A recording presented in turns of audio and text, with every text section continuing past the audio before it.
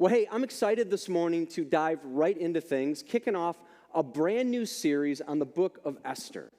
And I'm excited to do this, so if you've got a Bible, you can go ahead and turn to Esther chapter 1. Now, I realize that starting a series on the book of Esther, the hardest part about this series might be finding the book of Esther. So let me give you some directions, especially if you're new to the Bible.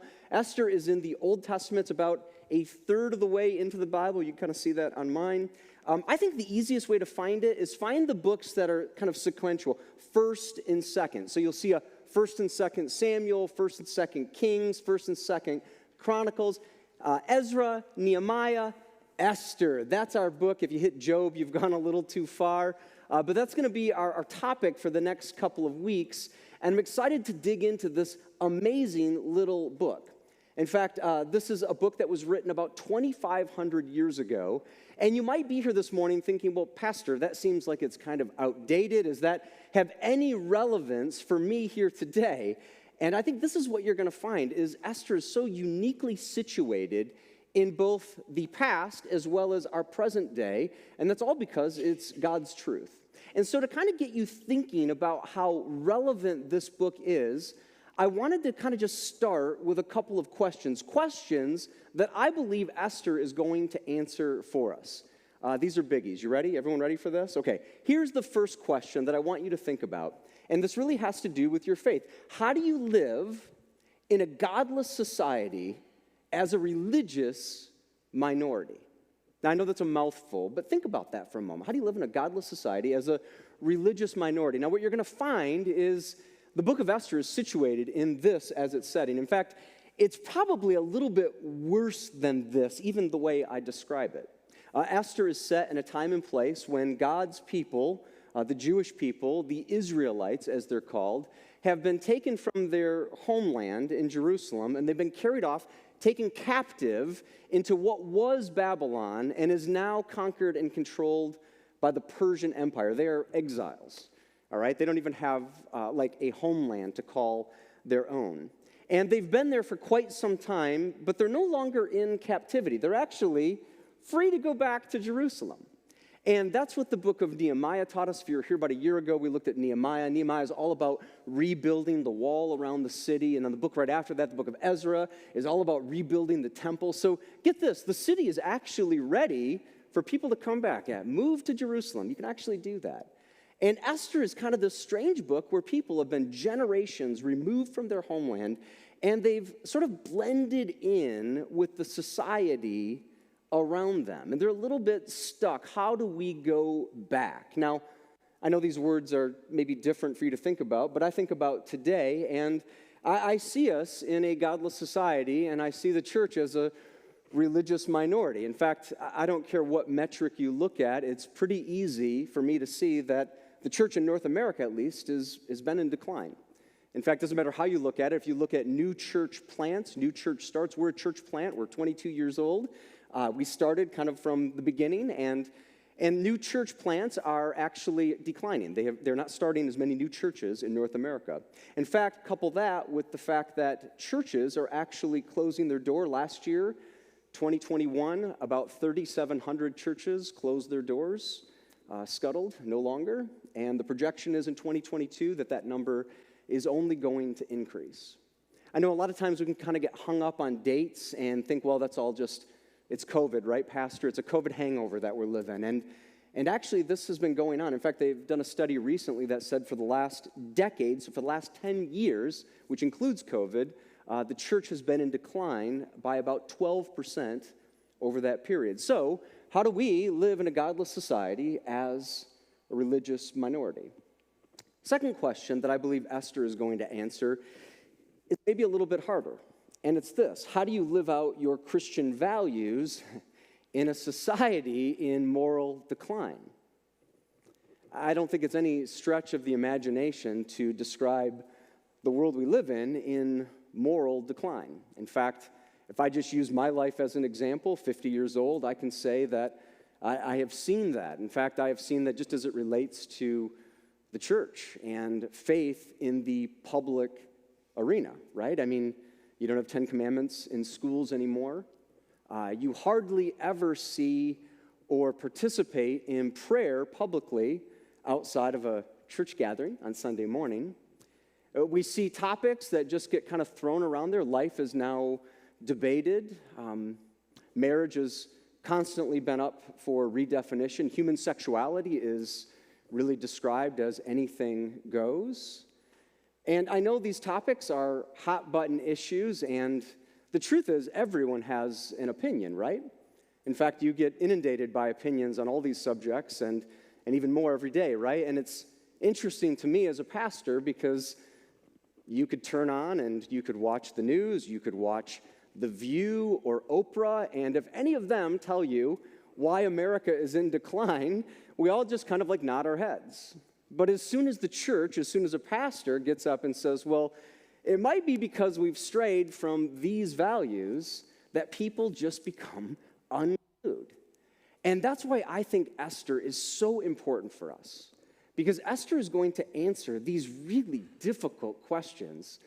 And she's going to do it in a way in which I think is so surprising. In fact, I think Esther, I think the author, I think she is just brilliant. She's going to tell you the answer to these questions, but she's going to do it in probably the smartest, most brilliant, maybe even the most intellectual way that you could ever imagine. In fact, I think we need this book here in our day, and I think Bridgeway, I think we need to understand the way in which Esther thinks and navigates these difficult questions in her world.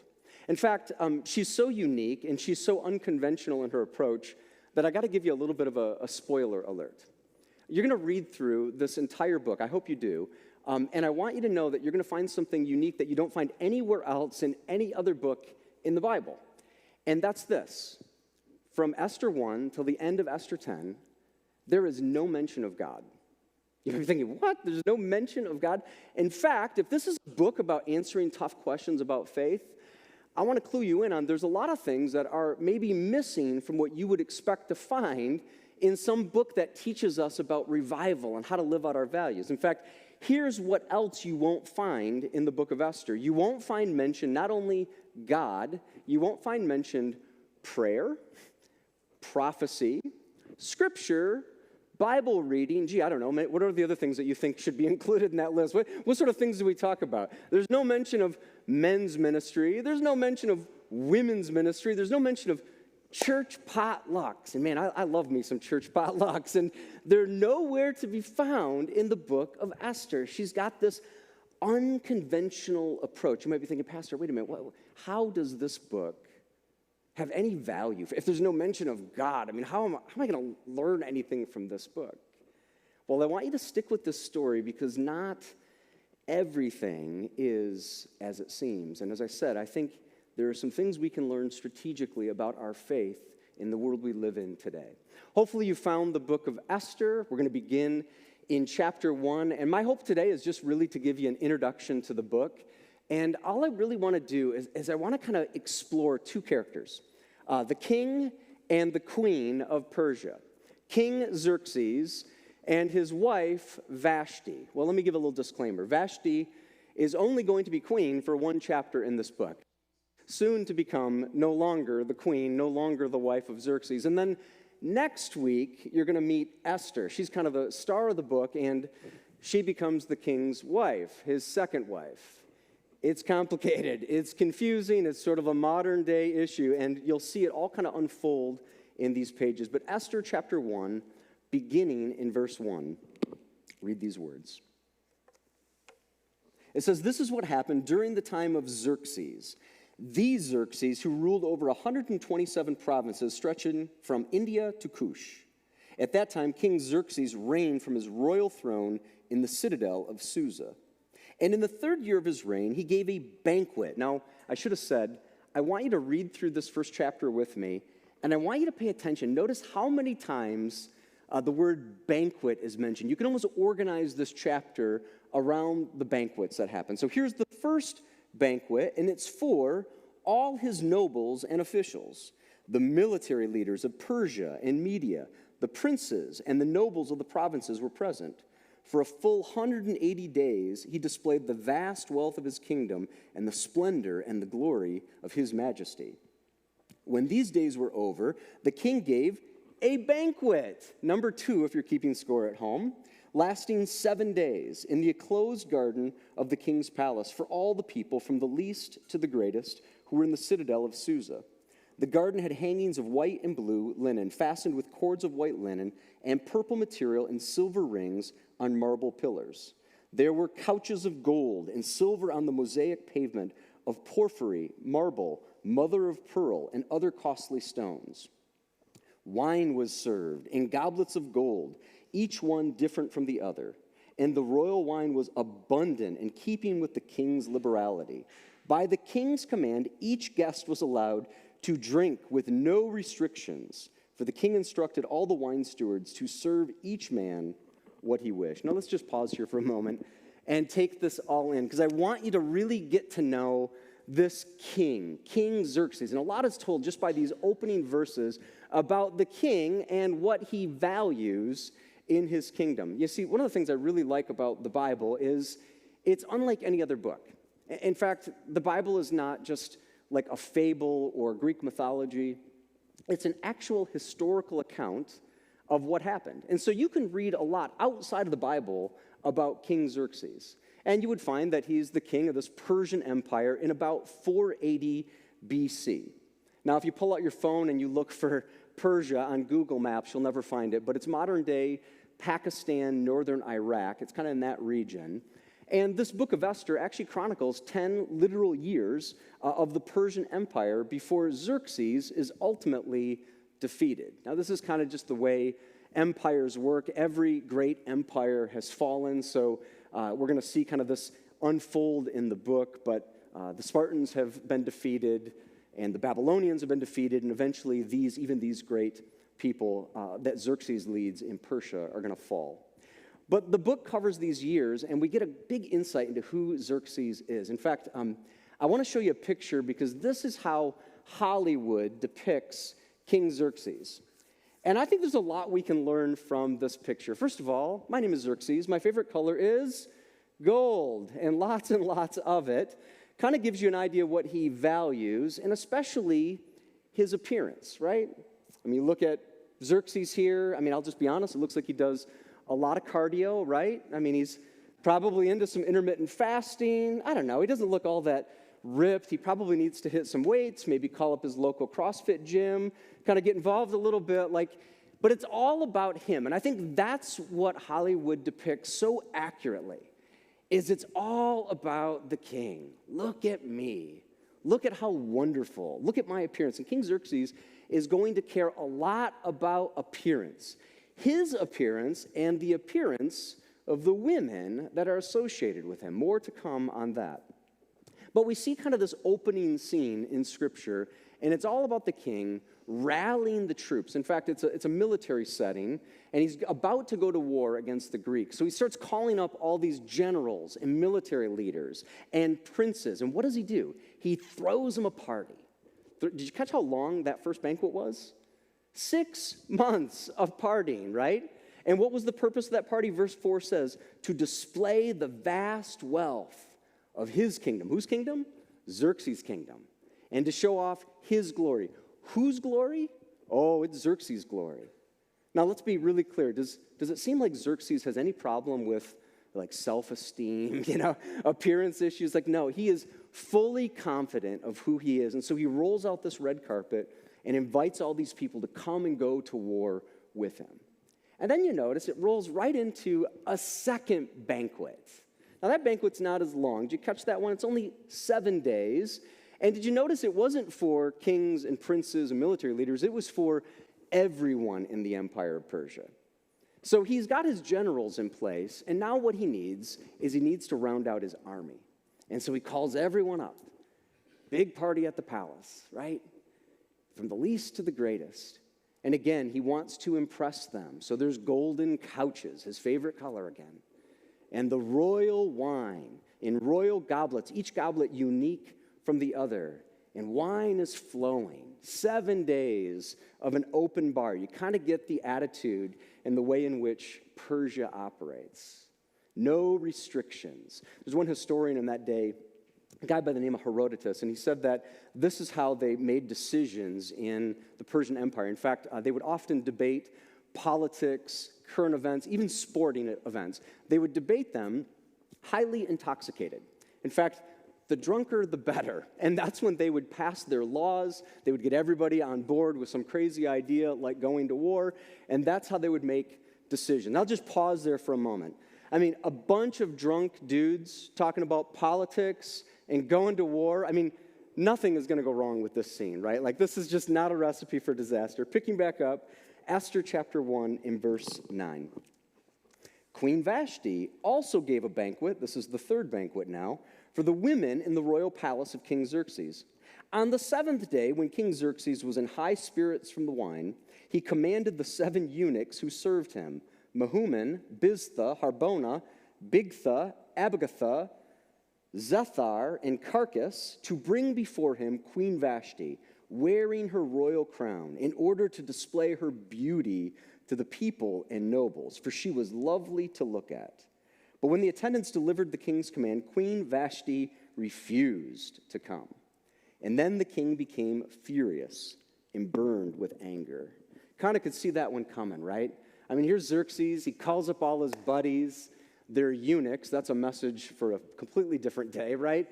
And he calls them up and he says, hey, I got this great idea.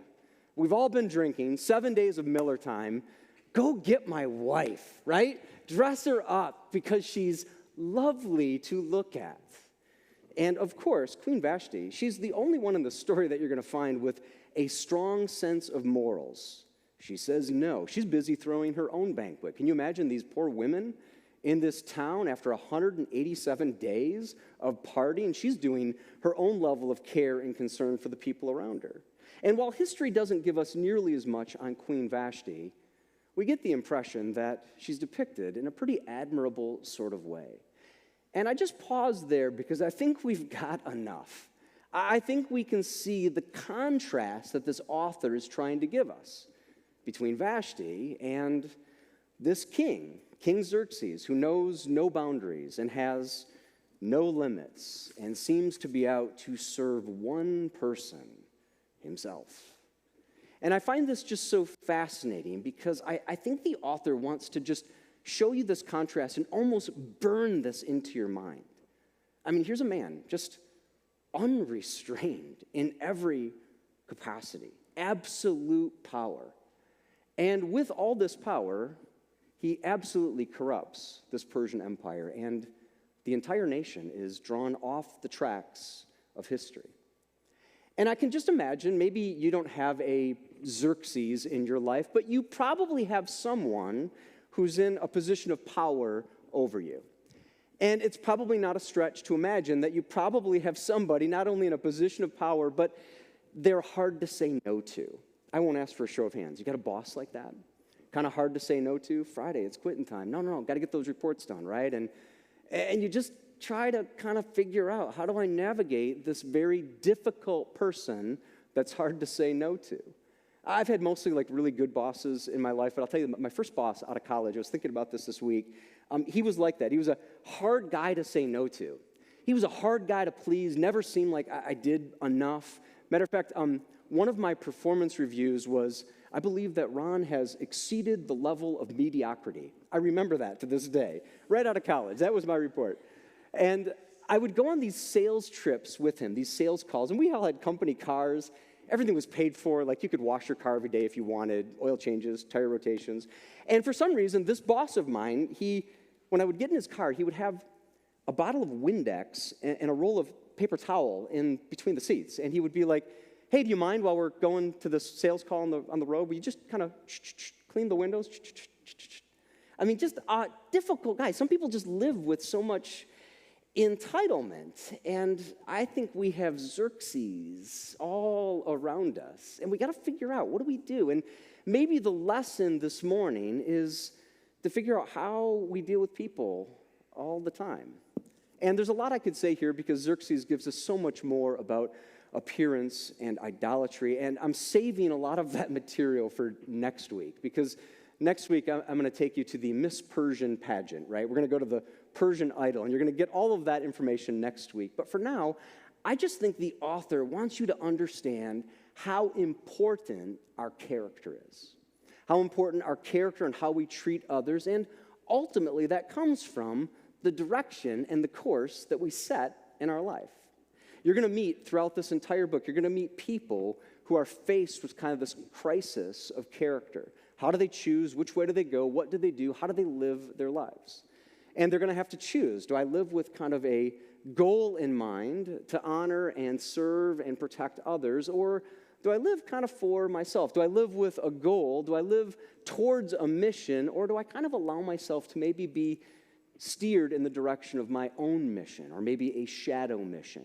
So I want you just this morning to think about maybe some categories of how you direct your life. In fact, I want to give you 3 categories that I think each character in this book is going to have to deal with, and they're on the screen here for you. I want to give you these characters, or these categories of purpose, pleasure, or protection. And I think Xerxes, we'll start there because he's pretty easy to figure out.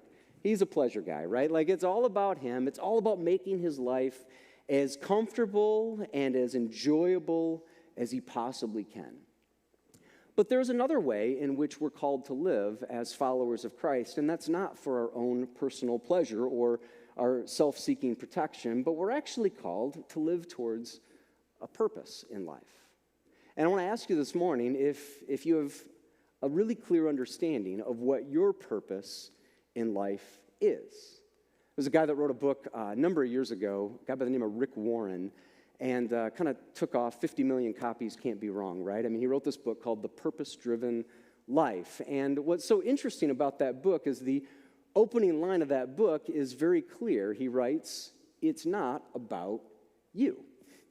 And you think of all the books today, how different they are in a kind of a self-seeking sort of way, in a self-help world. He writes, it's not about you. It's always about the people that God has placed you around and to find out how to help and serve them. And so I want to ask you this morning, do you know your purpose in life? And I tell you, if you don't know your purpose, what you'll tend to do is you'll allow yourself to be drawn in the direction of lesser purposes, things like pleasure or just simply self-protection.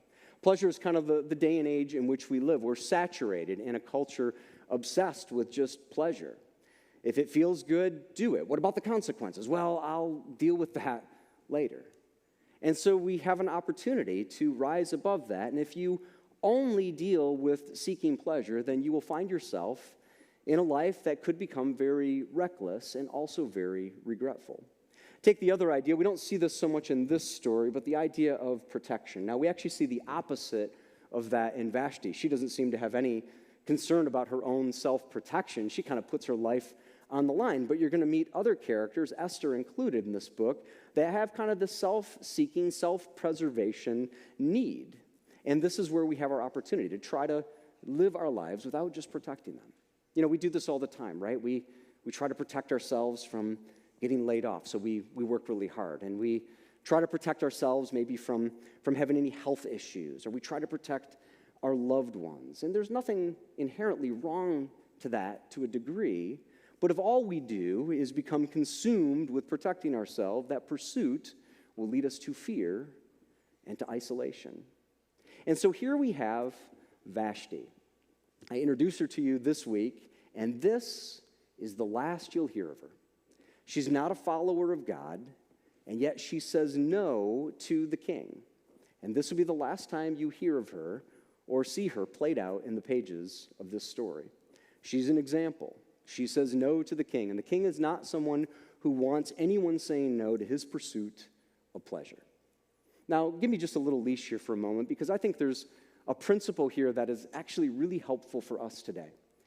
This is not a story or a message this morning about marriage, but I think there's a really clear biblical principle of marriage being given to us from a pagan, non-God-following couple. This king and queen can teach us a lot about the biblical principles of marriage, because we're talking about purpose today, and every person should determine their purpose. But I want you to know this morning that every marriage has a purpose as well.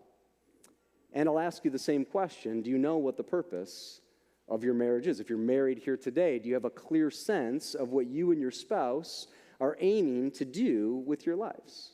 And maybe it's little things like, well, do I live for a purpose of self-sacrifice or self-seeking? Do I live with kind of this purpose in my marriage of seeking the best interest in the other? Do I search for mutual love and encouragement and truth-telling? And I find this so ironic in this story because it's really a marriage story at its core. If Xerxes had just listened to his wife, if he had just taken her counsel, I think this entire story, in fact, Esther chapter 2 wouldn't even have needed to have been written, but the entire thing goes off the rails. See, in marriage, if you have this opportunity to know the person you're with, then you have an insight into the unique way in which your spouse ticks. You have an opportunity to see the best in your spouse, and you have the opportunity to see the worst in your spouse, and it's really all a question for you as to what you do with that information. I mean, you see it all. You see their flaws, you see their imperfections, you see their greatest gifts and strengths, and it all becomes an opportunity. What do you do with that information? How do you align that with the purpose of your marriage? Really good book called The Meaning of Marriage by a guy named Tim Keller. In fact, I love all of his books, but his book on marriage is probably my favorite. And he hits on this, and he talks about how we have this insight. And I'll just read the quote. He says, each person says in a marriage, I see your flaws, your imperfections, your weaknesses, your dependencies, but underneath them, all I see growing is the person God wants you to be. I love that. You can look at someone and you can see their failures, and you can spend a lot of time in your marriage counting critiques, or you can see in that person the person that God is growing them to be. There's this picture of a Christian marriage where it's mutual love, mutual encouragement, mutual truth-telling. Now, I'm not here to tell you that Vashti is a model example of a Christian marriage, but I do think she highlights one thing. She brings truth into the marriage, and the king doesn't want anything to do that. But if you're here this morning, you can invite God into your marriage. The king and queen didn't have God in theirs, but you can invite God into your marriage, and you can begin to pursue this purpose together as husband and wife. Mutual love, mutual encouragement, mutual truth-telling. Well, as I said, this isn't a message all on purpose. It's not all about marriage, I should say, but it's about each person finding their individual purpose. Do you know yours? I got to tell you, I think it's dangerously easy, especially in Rockford, to miss our purpose in life. I think most of the community, society, and ways in which our world operates aligns us so well for pleasure and protection that we have to fight to say, what's my purpose? What's my goal? Where is God leading me? Am I chasing after him in that? Esther is an amazing story because she's going to work through some very difficult seasons in her life. And Esther is not going to get it right all the time. She's really good news for us normal people, right? But she's going to show you how to seek out your purpose in life. And you're going to find that there's really a hero in this story. And the hero is not Vashti. And the hero is definitely not King Xerxes. And the hero is actually not even Esther. In fact, what I want you to begin to just be processing right now is that there's only one hero, and the hero of this story is God. That the hero of every story and the hero of your life story is God as well. A God who remembers you. And I love that tagline on this series, a God who remembers you. Not a God who just thinks, oh yeah, scratch my head once. Yeah, I made that person. But a God who knows you intimately and personally. A God who says, I have a purpose and a plan for your life. For I know the plans I have for you, Jeremiah 29:11. Plans to give you hope and a future. And in a world that is just so consumed with wealth and status and appearance and a network of influential people, God comes to you as a king, as the king, and offers you his hand. Come back next week, and we'll learn more about Esther as she discovers her purpose. I want to invite just to have a moment of prayer, and so if you would bow your heads, and if you would pray with me, please. God, I just want to begin with just a word of thanks. Thank you for remembering us. God, when we forget, when we lose touch, when we just miss out on the fact that you you've joined us here and that you are good and you are full of love and mercy. And you've placed us here in this world for purpose. And even though the world at times may make us feel like we're failures or sellouts to appearance, and that we just seek our own protection, you remember and you never forget how valuable we are. God, I just want to say, and for anyone within the sound of my voice, just that your words are to each one of us, that we are loved and we're valued. And no matter what you think, God looks at you and he believes that you are the apple of his eye. And he has great purpose and great in store for you. I want to just pray for anyone here this morning that just has difficult decisions to make. They find themselves at this crossroads in this intersection of faith and life and faith in their world. And it just leaves them with really big decisions. I want to pray for everyone here today. God, that we have decisions, destiny shaping, purpose making, life or death decisions. And God, I just pray that as a community, you would give us just clarity and boldness to step into them with you. God, be with us in this series as we learn our purpose and the way in which you've called us in this world. We love you and we praise you. And everyone said,